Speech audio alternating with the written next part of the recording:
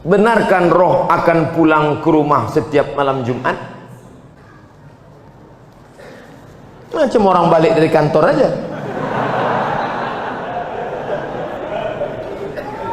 Roh itu tempatnya 3. Buka judul kitabnya Roh. Nama penulisnya Ibnu Qayyim Al-Jauziyah. Yang pertama, letak roh orang baik-baik tempatnya Illiyin. Ruh orang yang jahat-jahat tempatnya Sijjin. Yang ketiga, Allah kuasa mengendalikan ruh. Ruh bisa balik, ruh bisa masuk ke kubur, ruh bisa merasakan azab kubur, ruh bisa menengok orang ziarah. Tapi kita tak tahu kapan dia baliknya, harinya, segala macam. Kalau ada yang mengatakan roh balik hari Jumat, bukan hadis Nabi, tapi pendapat ulama, ijtihad ulama. Tapi pendapat yang kuat bahwa roh itu 3. Pertama, ditempatkan di Illiyin.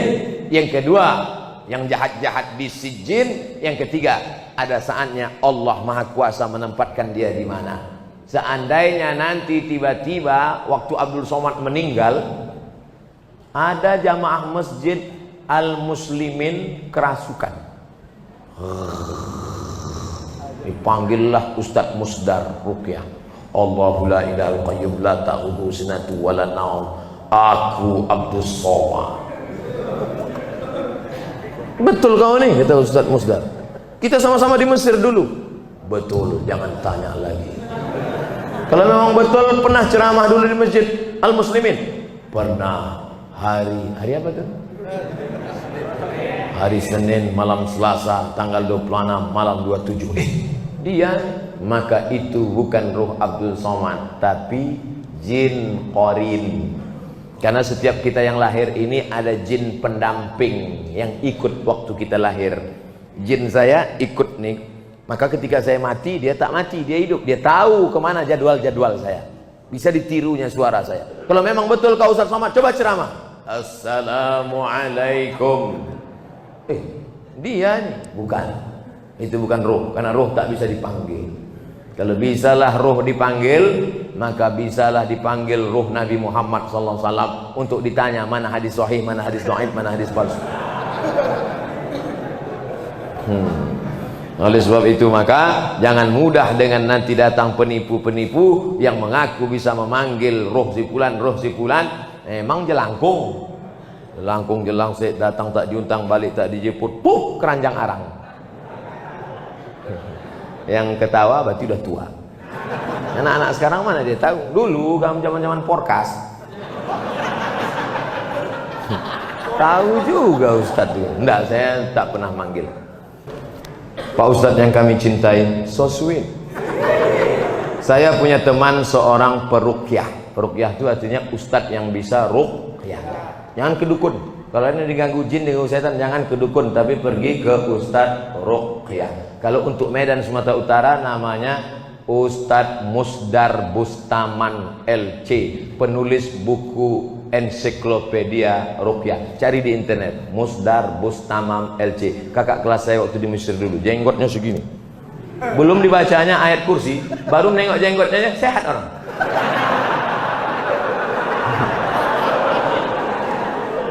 Tak percaya, coba jumpain. Tapi saya menengok dia jarang sholat, berarti dukun. Apalagi sholat berjamaah. Apakah setiap bacaan yang dibacanya mendapat keberkahan Pak Ustadz?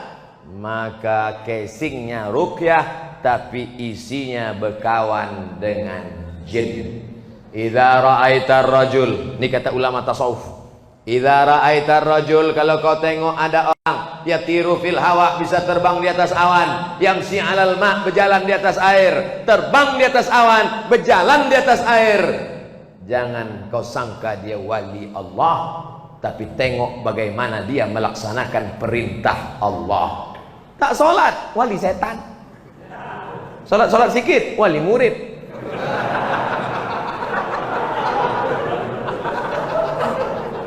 Jangan terpukau karena aneh-anehnya bisa dihilangkannya Pak Ustadz. Hebat dia Pak Ustadz. Datang kami ke tempat dia waktu STNK BPKB kami hilang. Di mana hilangnya? Di kamar. Dipukulnya sekali lantai, ketepak, muncul. Siapa yang bawa? Jin. Dia berkawan dengan jin. Oleh sebab itu maka tengoklah istiqomahnya dalam ibadah. Itu standar dalam Islam. Saya ingin tanya Pak Ustaz, dana infak di masjid boleh tak kita pakai untuk menyantuni anak yatim? Dana infak masjid diserahkan untuk santunan anak yatim. Dibuat di situ infak masjid. Orang yang memberi infak ke masjid itu niatnya adalah untuk operasional masjid. Semua yang terkait dengan masjid dialihkan kepada bukan lokasi alokasinya, maka itu temuan BPK. Tapi sedekah umum dibuat di situ, kotak sedekah. Tak ada dibuatnya sedekah masjid, umum saja. Dialihkan ke fakir miskin bisa, karena posisi masjid di situ adalah sebagai mediator, sebagai pengumpul dia. Yang tak boleh itu duit anak yatim untuk masjid. Nah, itu tak boleh. Alladzina ya'kuluna amwalal yatama, orang yang memakan harta anak yatim, innama ya'kuluna fi butunihim nara, mereka makan api neraka. Tak boleh. Adapun duit sedekah umum dibagikan ke anak yatim boleh. Duit anak yatim dibagikan ke masjid tak boleh. Dipahami dengan baik. Dua, menyantuni fakir miskin Pak Ustaz, sedekah. Makanya untuk keluar dari ikhtilaf ini, makanya kadang kalau kita sholat Jumat kotak itu sampai 3. Kotak 1 untuk masjid, kotak 2 anak yatim, kotak 3 fakir miskin, kotak 4 MDA, kotak 5 DLL. Macam pawai ta'aruf. Pakai remote pula tuh. Kenapa banyak betul kotak? Supaya orang memasukkan duit sesuai dengan niatnya masing-masing. Ada yang mau ngasih masjid, kasih masjid. Ada yang ngasih anak yatim, kasih anak yatim. Ada yang ngasih MDA, kasih MDA.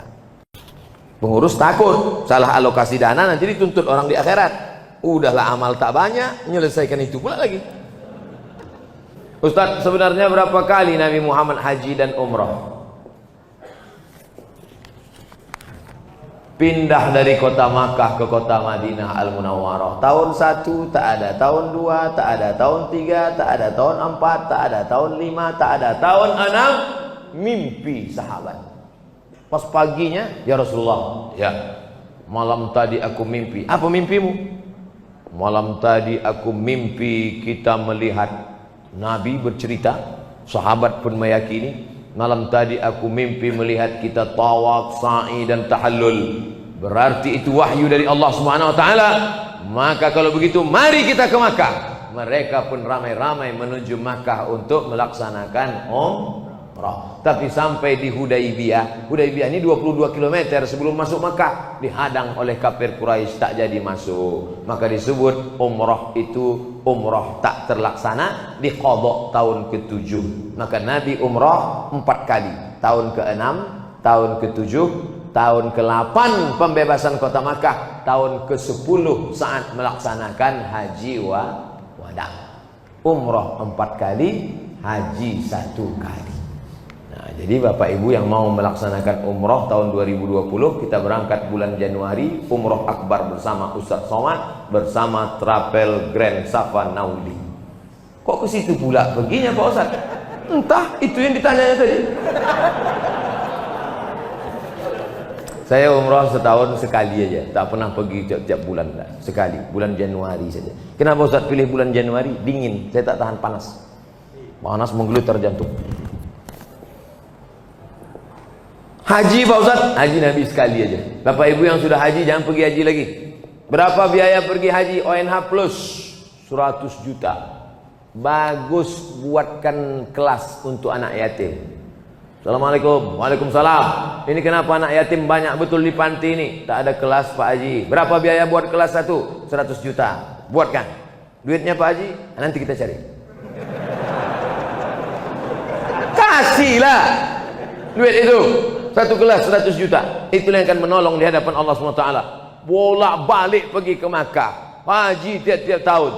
Ini tolong anak fakir miskin, celananya koyak, tak bisa membayar uang sekolah. maka haji sekali saja, sisanya gunakan untuk menolong orang-orang susah. Setuju?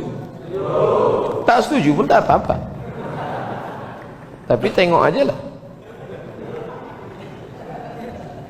Ustaz, kenapa bulan Islam itu diawali dengan bulan Muharram? Padahal Nabi kan hijrahnya di bulan Safar. Wah, menjebak ini ah. Nabi hijrah dulu kan bulan Safar Pak Ustaz. Ya, kenapa tiba-tiba kalendernya dimulai bulan Muharram? Berkualitas pertanyaan jamaah Masjid Al-Muslimin. Hebat. Allahu Akbar. Bermusyawarahlah sahabat Nabi. Abu Bakar sudah meninggal dunia, khalifahnya waktu itu Umar, Utsman, Ali, musyawarah. Kapan kita tetapkan bulan satunya?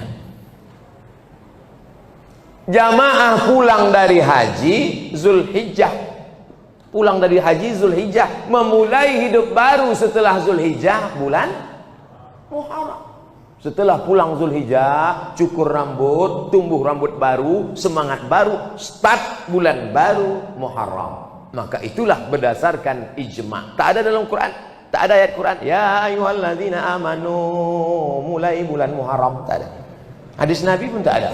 Karena penetapan bulan Muharram ini berdasarkan ijma' sahabat Nabi sallallahu alaihi wasallam radhiyallahu anhum ajma'in. Karena selesai pulang haji itu 3 bulan. Berangkat bulan Syawal, di Makkah bulan Zulqa'dah masuk Zulhijjah, habis wukuf di padang Arafah, mabit di Muzdalifah, Mina 3 hari, habis itu pulang ke kampung halaman, start bulan pertama Muharram. Maka ditetapkanlah penetapan awal kalender Islam 1 Muharram pada masa pemerintahan Umar bin Khattab. Wallahu a'lam bishawab.